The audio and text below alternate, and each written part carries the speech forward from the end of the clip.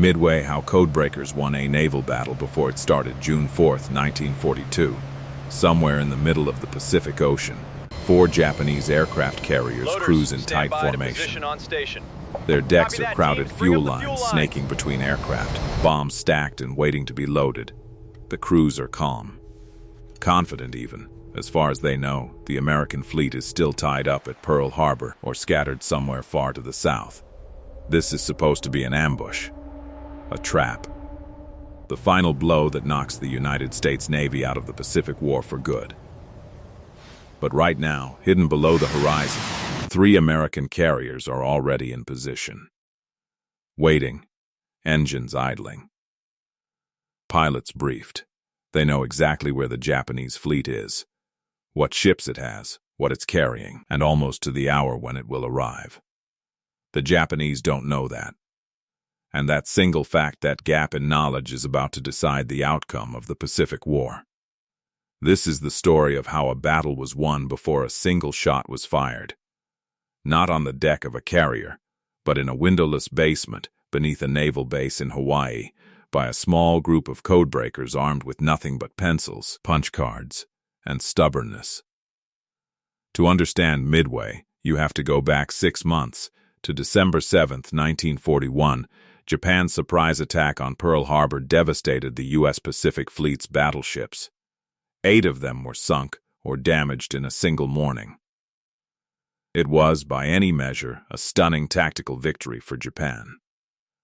But it wasn't a complete victory. The American aircraft carriers, the ships that would ultimately matter most in this new kind of naval war, weren't in port that day.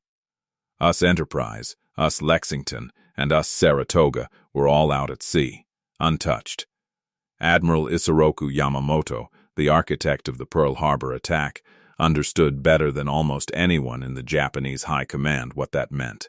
He had studied in the United States. He knew American industrial power. He knew that Japan hadn't knocked America out of the war, it had only bought time. And he knew that as long as those American carriers were still afloat, the job wasn't finished.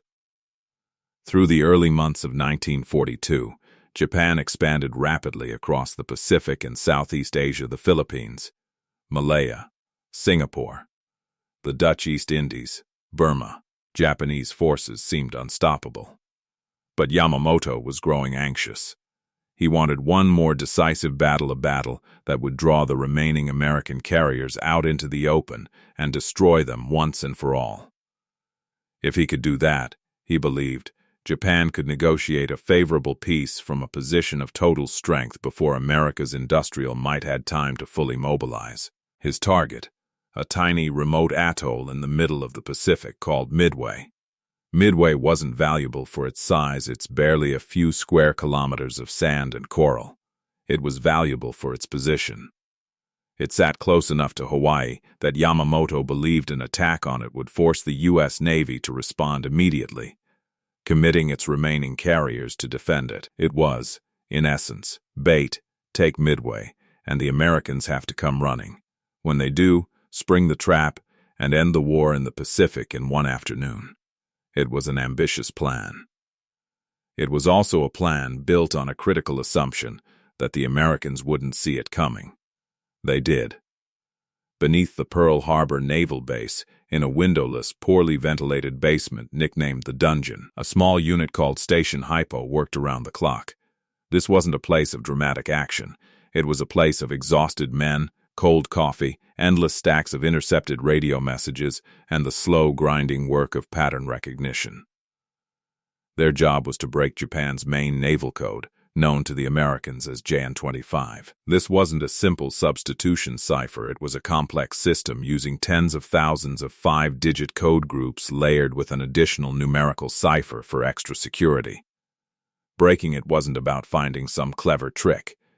It was about volume, patience, and mathematics. Every intercepted message was a tiny puzzle piece. Alone, almost meaningless. Together, over weeks and months, patterns began to emerge. By the spring of 1942, the team at Station HYPO, working alongside code-breaking units in Washington and in Melbourne, Australia, had made significant progress into JN-25. They couldn't read every word of Japanese naval traffic. Far from it. But they could read enough. Enough to catch fragments, references, place names disguised as code designators, and crucially enough to detect that something big was being planned. Throughout May 1942, the volume of Japanese naval radio traffic spiked dramatically. Message after message referenced an operation aimed at a target the Japanese called, in their coded shorthand, AF. The codebreakers were fairly confident AF meant Midway.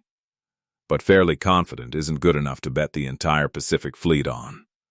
Some officers in Washington disagreed, believing the target was more likely Hawaii itself, or even the American West Coast. The stakes of being wrong were enormous. If the Navy massed its remaining carriers near Midway, and the real attack came somewhere else, the result could be catastrophic, potentially the end of American naval power in the Pacific for years. They needed proof, not a guess. Proof. What happened next has become one of the most famous stories in the history of military intelligence, precisely because of how simple it was. The codebreakers came up with an idea to force the Japanese to confirm the target for them. They had the American garrison stationed on Midway send a radio message deliberately uncoded, in the clear, easy for Japanese listening posts to intercept, reporting that the island's freshwater distillation plant had broken down, and that Midway was now short on fresh water. It was a lie. A bait message, dropped into the airwaves and left to see if anyone picked it up. Within a day or two, Japanese radio traffic intercepted by Station HYPO referenced that AF was suffering a water shortage. That was it. That was the confirmation. AF was Midway. It's worth pausing on just how elegant this was. No submarine reconnaissance. No spy on the ground. No further code-breaking breakthrough. Just a fake maintenance report and the patience to watch how the enemy reacted to it.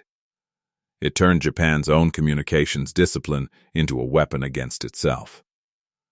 With the target confirmed, Station HYPO's codebreakers, led by the meticulous and famously eccentric Commander Joseph Rochefort, went further. Continued decryption work gave American commanders an extraordinary picture of Yamamoto's plan, not just where the attack would fall, but roughly when, and what forces Japan intended to commit. 4 fleet carriers. A vastly superior force on paper compared to what the United States had left in the Pacific.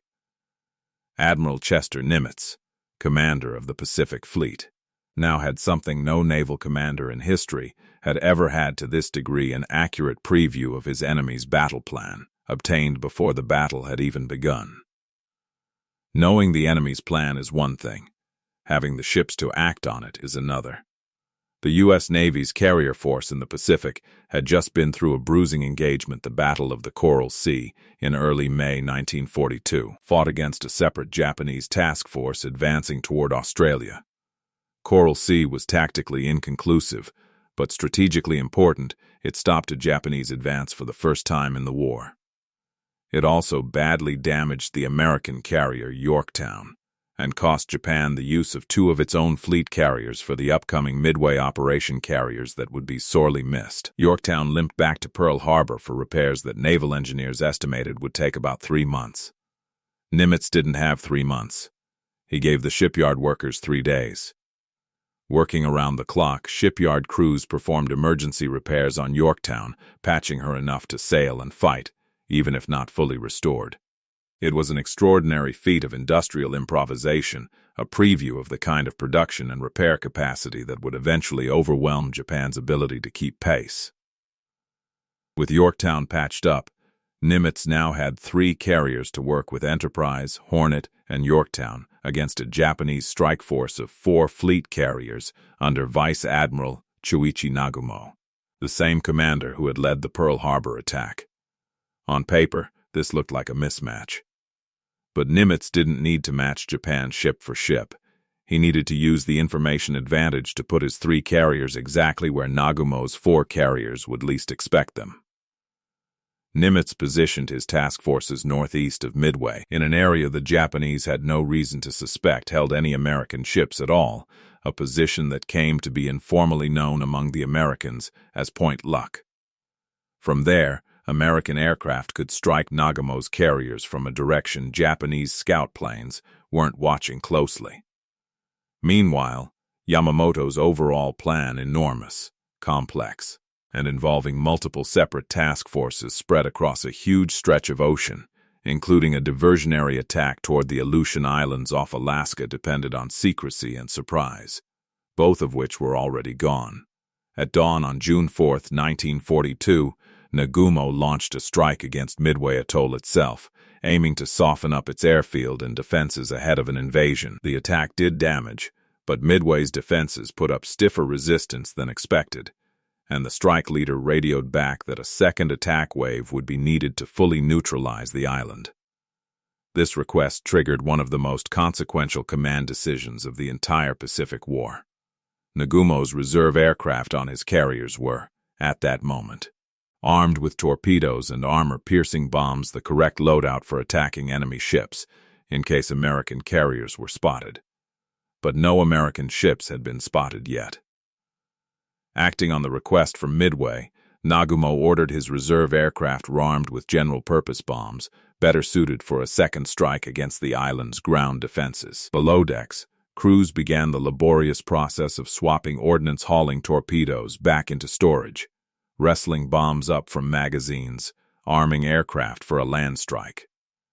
Then, partway through this process, a Japanese scout plane finally spotted American ships to the northeast, including what it eventually identified as a carrier. Nagumo now faced an impossible decision: arm again, back to ship-killing torpedoes, which would take more precious time, or launch what he had, as he had it. He chose to wait to recover his returning Midway strike aircraft first, then launch a fully prepared, properly armed strike against the American carriers. It was a reasonable, by-the-book decision. It also meant that for a critical window of time, Nagumo's carrier decks were covered in aircraft being rearmed, fuel lines snaking between them, bombs and torpedoes stacked in the open, waiting to be loaded. His carriers, in other words, were as vulnerable as they would ever be. The Americans didn't know any of this with precision, but American carrier aircraft were already in the air, searching. The first American strikes to find the Japanese fleet were squadrons of torpedo bombers, slow, lightly armed aircraft that had to fly low and steady to line up their torpedo runs. Wave after wave of them attacked Nagumo's carriers through the mid-morning. Japanese fighter cover, along with intense anti-aircraft fire, tore into them. Squadron after squadron was decimated. Torpedo Squadron 8 from US Hornet was almost completely wiped out, with only a single pilot surviving the attack. It was a brutal, costly sacrifice. And it accomplished something crucial. Even in near-total failure, it pulled every Japanese fighter down to low altitude, chasing the torpedo bombers skimming just above the waves. That left the sky high above the Japanese carriers almost empty of defenders. At almost exactly that moment, squadrons of American dive bombers from Enterprise and Yorktown arrived overhead, approaching from high altitude, largely unopposed, at the worst possible moment for Japan. Below them, Japanese carrier decks were packed with fully fueled, fully armed aircraft and stacks of ordnance sitting in the open, still being moved into position. The dive bombers rolled in. Within about 6 minutes, 3 of Nagumo's 4 fleet carriers, Akagi, Kaga, and Soryu, were transformed into burning wrecks. Bombs punched through their flight decks and detonated among the fuel and munitions stored below, setting off secondary explosions that tore the ships apart from the inside. It was one of the most dramatic reversals of fortune in naval history, from apparent Japanese dominance to catastrophic Japanese loss. In the space of a few minutes, the 4th Japanese carrier, Hiryu, launched counterattacks that badly damaged the American carrier Yorktown, the same shipyard crews had patched together in just 3 days. Yorktown would eventually be lost, sunk a few days later by a Japanese submarine while under tow. But American dive bombers found and struck Hiryu later that same afternoon, leaving all 4 of Japan's fleet carriers involved in the operation destroyed or sinking.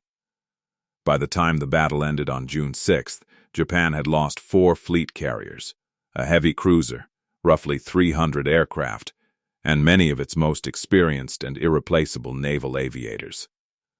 The United States had lost 1 carrier, 1 destroyer, and far fewer aircraft and personnel. Midway is often described as the turning point of the Pacific War, and that description holds up under scrutiny. Before Midway, Japan held the strategic initiative across the Pacific, expanding almost at will. After Midway, that initiative shifted, gradually, but unmistakably, to the United States. The material loss to Japan was severe. 4 fleet carriers destroyed in a single battle was a blow that Japan's shipbuilding industry, already stretched thin, simply could not replace at anything close to the rate the United States could replace its own losses. But the loss of experienced aircrews and maintenance personnel was in some ways even more damaging. Naval aviation is a skill built over years. Japan lost a disproportionate number of its most capable veterans at Midway, and the quality of its carrier air groups never fully recovered for the remainder of the war. Strategically, Midway effectively ended Japan's ability to conduct offensive operations of that scale. From this point forward, Japan would increasingly be fighting a defensive war, trying to hold territory rather than expand it, while the United States began the long, grinding campaign of island hopping across the Pacific that would eventually bring the war to Japan's home islands. And underneath all of it sat the codebreakers. The men in the basement at Pearl Harbor never fired a weapon. Many of their names went largely unrecognized for years, partly because the intelligence work behind Midway remained classified for decades after the war ended. But without their work, without the identification of AF, without the fake water shortage message, without the accurate read on Japanese strength and timing, Nimitz would have been fighting blind, forced to guess where and when to commit his badly outnumbered carrier force. Guessing wrong even once could have meant losing the Pacific Fleet's last carriers in an ambush of Japan's design rather than America's. Midway stands as one of history's clearest examples of a battle shaped as much by intelligence and preparation as by combat itself. The dive bombers that broke Japan's carrier force in 6 minutes get most of the glory, but the outcome of that morning had already been substantially decided weeks earlier, in a windowless room, by men reading numbers off intercepted radio messages and refusing to give up on a 5-digit code.